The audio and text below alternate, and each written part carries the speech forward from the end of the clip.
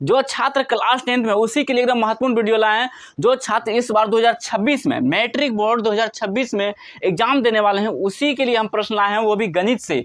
आप देख सकते हैं चैप्टर का नाम है बहुपद, दूसरा अध्याय का लाए हमारे प्यारे छात्रों वस्तुनिष्ठ प्रश्न लाए हैं। और बहुपद का मैं पूरा प्रश्न VVI बतला चुका हूँ, और सिर्फ मैं बहुपद का कुछ सूत्र जो लाया हूँ बहुत इंपॉर्टेंट है, महत्वपूर्ण सूत्र, और उसी के माध्यम से कभी न कदाल पूछ देता है, लेकिन अक्सर जो है ना 2 से 3 नंबर का पूछता है हमारे प्यारे साथियों। मैं नहीं चाहता हूं कि आपका एक भी प्रश्न छूटे हमारे प्यारे साथियों। तो चलिए ध्यान से देखिए, प्रश्न एकदम मजेदार प्रश्न है।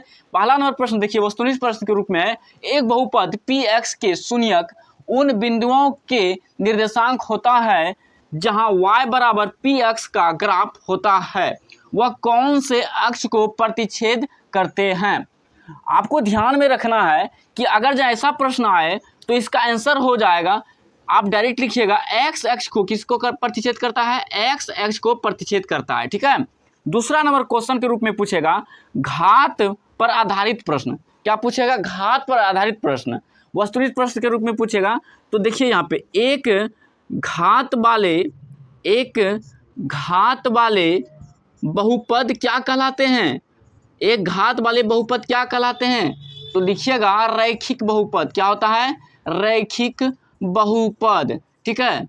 आपको बस ध्यान से देखना है। देखिए क्वेश्चन इसी तरह बनेगा, एक घात वाले बहुपद को क्या कहते हैं, तो आपको याद रहेगा तभी ना बताइएगा, क्या हो जाएगा, रैखिक बहुपद। और यहाँ पे देखिए दो घात वाले बहुपद को क्या कहते हैं, दो घात वाले बहुपद को क्या कहते हैं, द्विघात बहुपद कहते हैं। क्या कहते हैं, द्विघात बहुपद कहते हैं। तीसरा नंबर देखिए तीन घात वाले बहुपद को क्या कहते हैं, त्रिघात कहते हैं। जितने बच्चा को पता है बहुत अच्छी बात है, जिसको नहीं पता है वो ध्यान में रखिएगा, आपका एक भी प्रश्न वस्तुनिष्ठ प्रश्न नहीं छूटेगा बहुपद से। तीन घात वाले बहुपद को क्या कहते हैं, त्रिघात बहुपद कहते हैं प्यारे साथियों, ठीक है। माइंड में एकदम फिट करिए। देखिए तीसरा नंबर वस्तुनिष्ठ प्रश्न के रूप में है, क्वेश्चन एकदम मजेदार क्वेश्चन है। एक द्विघात बहुपद ax² + bx + c में abc क्या है, abc होता क्या है। हमेशा आपको याद करवाया होगा कितना टीचर, लेकिन आपको पता नहीं होगा अच्छी तरीका से कि abc क्या है। abc क्या है, एक वास्तविक संख्या। क्या है, abc क्या है, वास्तविक संख्या है हमारे प्यारे साथियों, वास्तविक संख्या है, ठीक है। क्वेश्चन के रूप में पूछ देगा कि एक द्विघात बहुपद ax² + bx + c में abc क्या है, तो ऑप्शन के रूप में रहेगा तो आप मार दीजिएगा, एकदम याद रहेगा तभी है ना। और यहाँ चौथा नंबर देखिए, एक द्विघात बहुपद में ax² + bx + c में a क्या है, a क्या हो सकता है, यह a क्या है, a बराबर ≠ 0। a का मान क्या होता है, कभी 0 नहीं होता है। आपको पहले से बतलाया होगा, और नहीं कोई बतलाया है कोई बात नहीं, ये ध्यान में रखिएगा। ऐसा क्वेश्चन हर विगत वर्ष में पूछता है वस्तुनिष्ठ प्रश्न के रूप में। मैं नहीं चाहता हूं कि आपका एक भी प्रश्न छूटे। देखिए 5वां नंबर में VVI के रूप में है, एक द्विघात बहुपद के अधिक से अधिक कितने शून्यक हो सकते हैं, बताइए। एक द्विघात बहुपद में अधिक से अधिक कितने शून्यक हो सकते हैं, तो आप बताइएगा 2 शून्यक होगा। क्या होगा, 2 शून्यक होगा, ठीक है, माइंड में याद रखिएगा। अब यहाँ पे देखिए एक त्रिघात बहुपद के अधिक से अधिक कितने शून्यक हो सकते हैं, तो 3 घात वाला बहुपद है। यहाँ पे देखिए 3 घात वाले बहुपद में, 3 घात वाले बहुपद को क्या कहते हैं, त्रिघात बहुपद।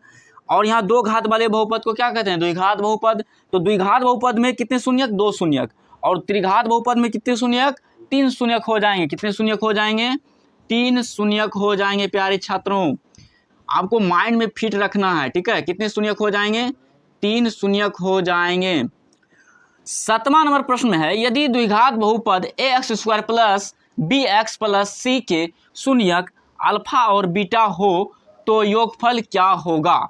योगफल यानी जोड़, तो अल्फा और बीटा का जोड़ क्या होता है, यहाँ पे लिख देते हैं आपको डायरेक्ट आंसर, अल्फा और बीटा यानी अल्फा + बीटा का योग क्या हो जाएगा, -b/a। इसको माइंड में रखिएगा, अक्सर ये प्रश्न पूछता है, ठीक है।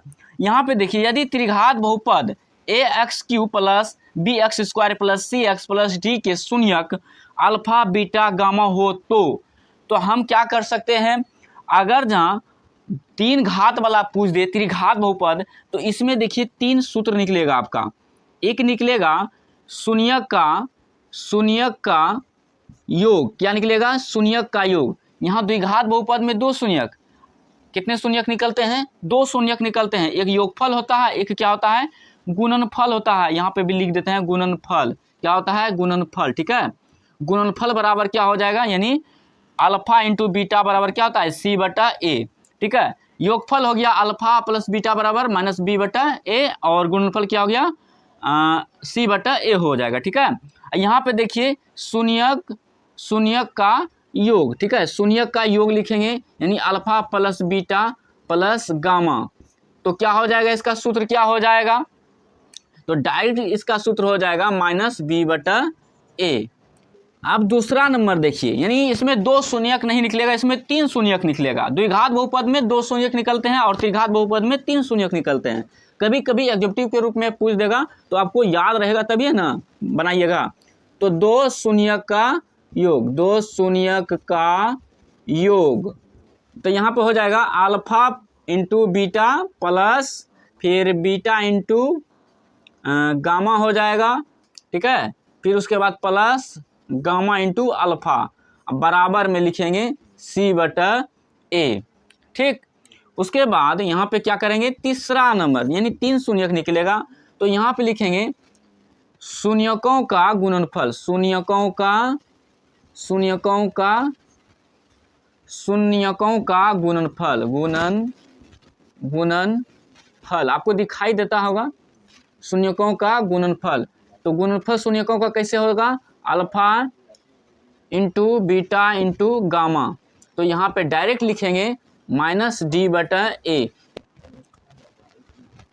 तो चलिए दोस्तों, मैं पूरा बहुपद से महत्वपूर्ण प्रश्न अभ्यास करवा चुका हूं, और इसको क्या करना है? आपको कॉपी में नोट कर लेना है और इसको बार बार अभ्यास करिएगा। ठीक है, मैं नहीं चाहता हूं कि आपका एक भी प्रश्न छूटे। अगर आप चाहते हैं कि मेरा मैट्रिक बोर्ड में 450 प्लस नंबर आए, तो इस चैनल को जल्दी से सब्सक्राइब कर दीजिए, अपने दोस्तों को भी शेयर करिए।